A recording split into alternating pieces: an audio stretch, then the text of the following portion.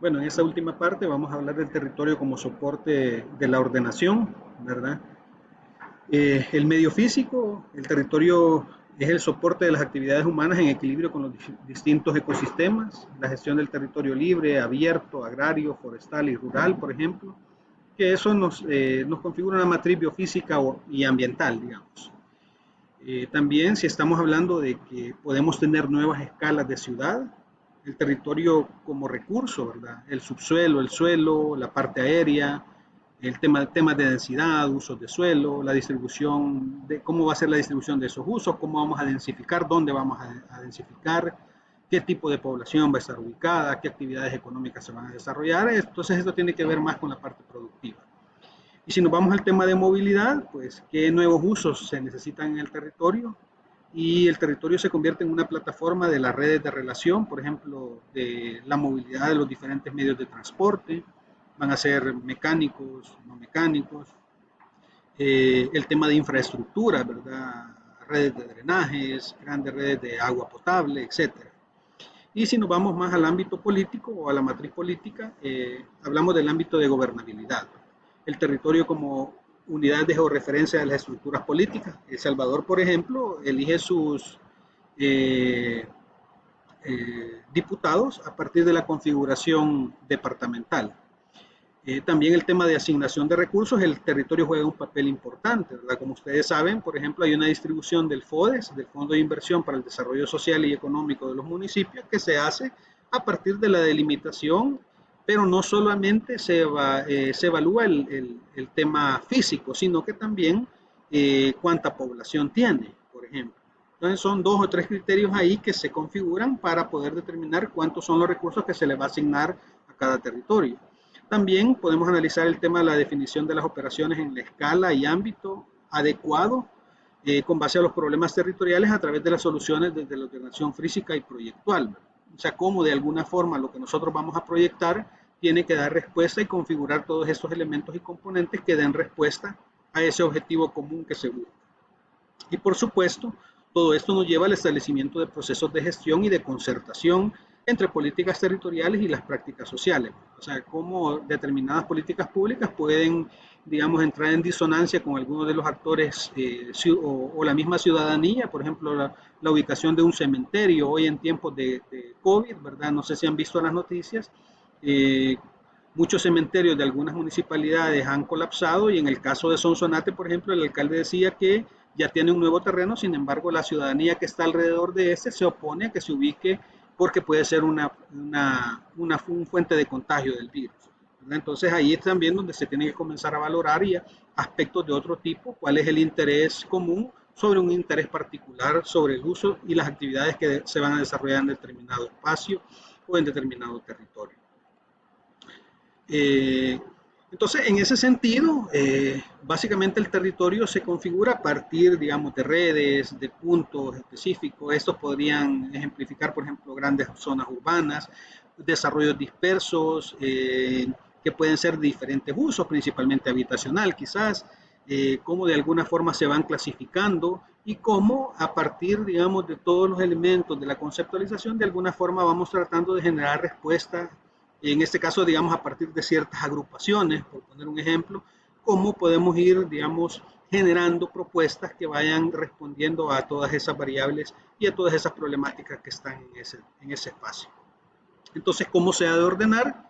¿Verdad? A través de la planificación, evidentemente, tratar de ordenar ese desorden, perdón, y ese caos que existe en determinadas ciudades o en determinados espacios. Entonces, ahí también entra uno de los elementos, digamos, que son un poco complejos y que tiene que ver con el tema de los conflictos de interés que tenemos para ordenar los territorios. Hay posturas de desregulación, por ejemplo, que basan que la mejora de la calidad de vida económica se basa en el principio del laissez-faire, que es básicamente dejar hacer o dejar pasar, ¿verdad? Que tiene que ver o hace mucho sentido, digamos, con ese modelo neoliberal que se trata de implementar, en el cual lo que se quiere es una poca injerencia gubernamental en las decisiones y en cómo el mercado de alguna forma va configurando los espacios. El problema es que el mercado, digamos, no funciona igual para todas las problemáticas o para todos los productos, por ejemplo, que la ciudadanía necesita. No es lo mismo que exista una compañía, por ejemplo, que brinde servicios de telefonía celular y que sabemos que compiten entre ellos y que compiten por precio, por precio y por servicio y dar, digamos, mejores alternativas a la ciudadanía. Si nos vamos a comparar, digamos, ese servicio con la dotación de vivienda de interés social, por ejemplo. En el área metropolitana hacíamos un pequeño barrido, un pequeño ejercicio para identificar cuántos proyectos de interés social existían en el área metropolitana y la conclusión fue que ninguno. O si habían algunos eran muy pocos y muy pequeños, ¿verdad? Estamos hablando de viviendas de $30,000. Si queremos una vivienda de $30,000, $40,000, que todavía, digamos, de alguna forma están catalogadas como vivienda de interés social, tenemos que irnos hacia las periferias de la ciudad porque mientras más lejos esté del centro, digamos, neurálgico del país, pues evidentemente el precio baja. Pero ahí entra también, bueno, ¿y qué estamos haciendo como planificadores para contrarrestar esos efectos negativos de una gestión neoliberal del territorio? Entonces, en ese sentido, es necesario que la ordenación sea a través de alguna forma de planificación. Eh, la fórmula, digamos, no es como una receta de cocina. El tema de la gestión del territorio y las decisiones que se toman tienen que ser decisiones consensuadas en la medida de lo posible.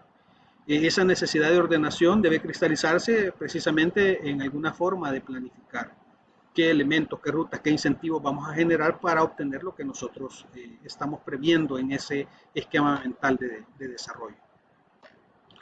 Y en ese sentido, pues llegamos nuevamente a la variable territorial. No es lo mismo planificar un país como Costa Rica con 80 habitantes por kilómetro cuadrado a un país como El Salvador, que estamos hablando de que tenemos más de 400 habitantes por kilómetro cuadrado.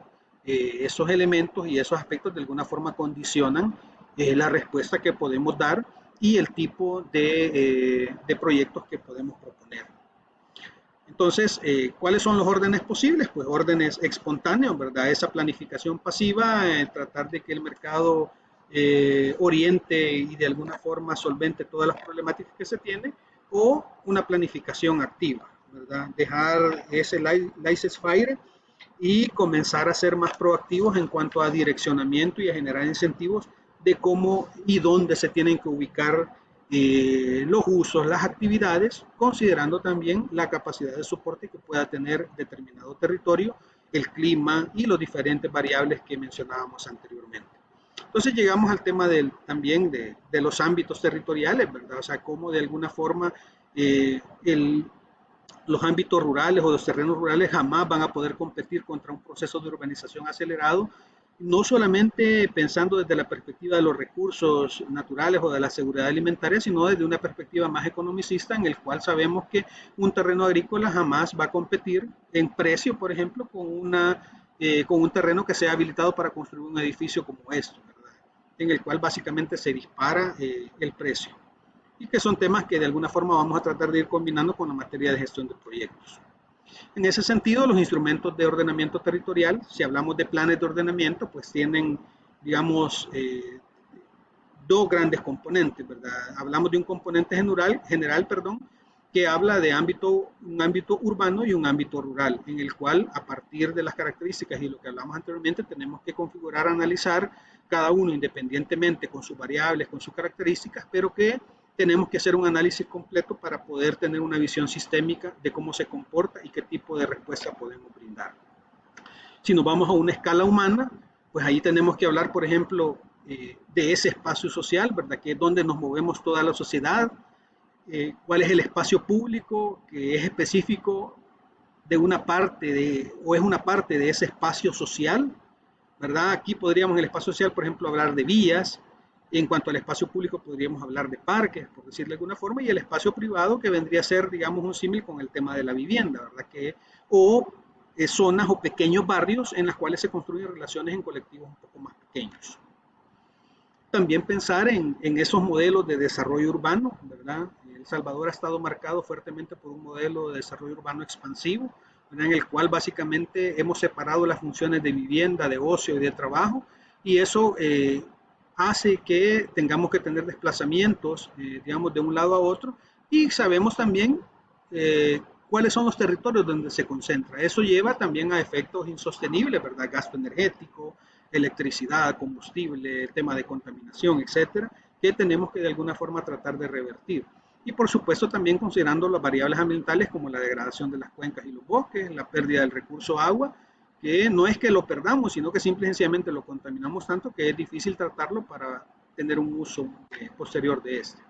También tenemos que analizar nuevamente ese contexto de ubicación general, ¿verdad? En este caso es un esquema de cómo que nos habla o que nos trata de explicar la posición estratégica de El Salvador en la región centroamericana, los puntos de conexión, digamos, para generar corredores secos para el transporte de mercancías, cuáles son las zonas, digamos, más importantes, las carreteras que debemos potenciar, etcétera. Y también tenemos que buscar un equilibrio. En este caso, ese es un mapa que nos habla del índice de pobreza humana del país. Como ustedes pueden ver, el área, digamos, que tiene menor índice de pobreza es el área metropolitana y algunos municipios aledaños. Y de ahí prácticamente los municipios que están en color rojo, pues son los que tienen un índice menor de desarrollo humano y que evidentemente pues no se han tomado, digamos, las decisiones en cuanto a políticas públicas necesarias para revertir estos procesos, digamos, de desequilibrios territoriales. Si lo vemos desde la perspectiva económica, ¿verdad? La recaudación del IVA, por ejemplo, menos de 20 municipios de 262 recaudan el 95% de esa contribución a nivel de país y prácticamente nuevamente se concentra en la gran área metropolitana de San Salvador y en las dos ciudades del occidente y del oriente, San Miguel y Santa Ana respectivamente. Entonces, la visión estratégica parte de tener una visión de desarrollo claro, para lo cual tenemos que saber dónde estamos hoy, hacia dónde queremos ir, pero también cómo podemos llegar para construir esa visión de desarrollo. Pero para conocer eso, tenemos que entender también cómo llegamos donde estamos hoy y cómo estaremos si seguimos igual, ¿verdad? Y eso, analizando esos componentes, nos va a poder orientar de manera más clara cuál de esas flechas seguir y que sea pues la que mejor se adapte a esa realidad territorial que tenemos. Y para ir cerrando, pues esta parte de territorio, que espero haberles dado un panorama bastante general, les dejo esta frase de Peter Drucker, que dice que planificar no significa saber qué decisión voy a tomar mañana, sino qué decisión debo tomar hoy para conseguir lo que quiero mañana. Así es que nos vemos el próximo miércoles para el debate. Muchas gracias.